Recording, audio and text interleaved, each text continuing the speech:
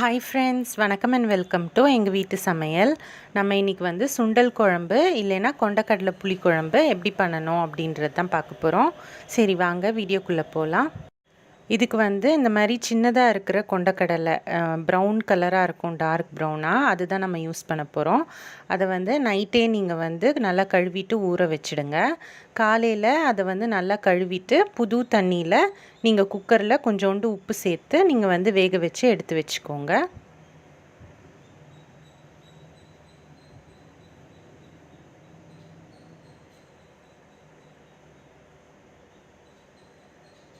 இப்போ வந்து சுண்டல் நல்லா வெந்துருச்சு. இதை வந்து தனியாக எடுத்து வச்சுக்கலாம்.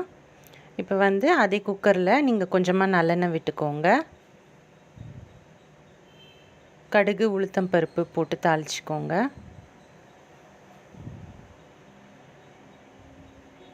வெந்தயமும் சேர்த்துக்கோங்க. கருவேப்பிலை, பச்சை மிளகாய் சேர்த்து தாளிச்சிக்கோங்க. ஒரு 6 பல் பூண்டு போட்டுக்கோங்க.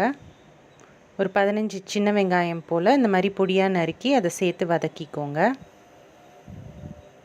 இப்போ பார்த்திங்கன்னா வெங்காயம் வந்து நல்லா வதங்கிருச்சு. கத்திரிக்காவை வந்து நீங்கள் இந்த மாதிரி நீல வாக்கில் வெட்டி உப்பு தண்ணியில் போட்டு வச்சுக்கோங்க.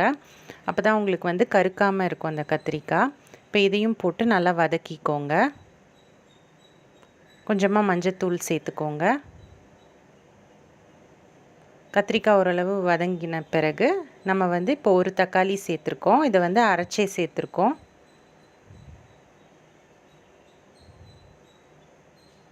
இது நல்லா வதங்கணும். அதுக்கப்புறம் குழம்பு மிளகாத்தூள் வந்து ஒரு 3 ஸ்பூன் வந்து ஆட் பண்ணுறோம்.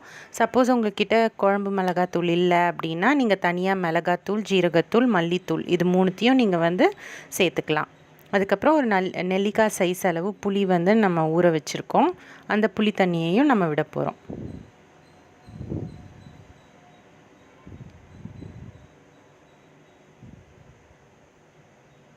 அடுத்து வேக வச்சு எடுத்து வச்சுருக்க நம்ம கொண்டக்கடலையும் இதில் சேர்த்துக்கலாம். இந்த கத்திரிக்காவும் கொண்டக்கடலை காம்பினேஷன் வந்து செம்ம சூப்பராக இருக்கும். இப்போ நம்ம வந்து குக்கரில் ஒரு விசில் வச்சு நம்ம எடுத்துடலாம். எல்லாமே நல்லா வெந்து குழம்பு சூப்பராக ரெடி ஆகிடும். நம்மளோட சுவையான கொண்டக்கடலை கத்திரிக்காய் புளிக்குழம்பு வந்து சூப்பராக தயாராகிடுச்சு. இது வந்து நல்லா புளிப்பாக செம்மையாக இருக்கும். சுட சுட சாதத்துக்கு இந்த குழம்பு போட்டு கூட வந்து முட்டையோ இல்லாட்டி அப்பளமோ தொட்டு சாப்பிட்டோன்னா அருமையாக இருக்கும். ஸோ வந்து டெஃபினட்டாக நீங்களும் ட்ரை பண்ணுங்கள். ரொம்ப ஈஸி தான். இது வந்து நம்ம குக்கரில் வைக்கிறனால உங்களுக்கு டைமும் வந்து சீக்கிரமாக முடிஞ்சிடும். ஸோ டெஃபினட்டாக ட்ரை பண்ணிவிட்டு உங்களோட ஃபீட்பேக்கை எங்களுக்கு கமெண்ட்ஸில் போடுங்க. இந்த வீடியோ உங்களுக்கு பிடிச்சிருந்ததுன்னா லைக் பண்ணுங்கள், ஷேர் பண்ணுங்கள், சப்ஸ்கிரைப் பண்ணுங்கள். மறக்காமல் பெல் பட்டனையும் டேப் பண்ணுங்கள். அப்போ தான் எங்களோட ரெகுலர் அப்டேட்ஸ் உங்களுக்கு வந்து சேரும். தேங்க்யூ.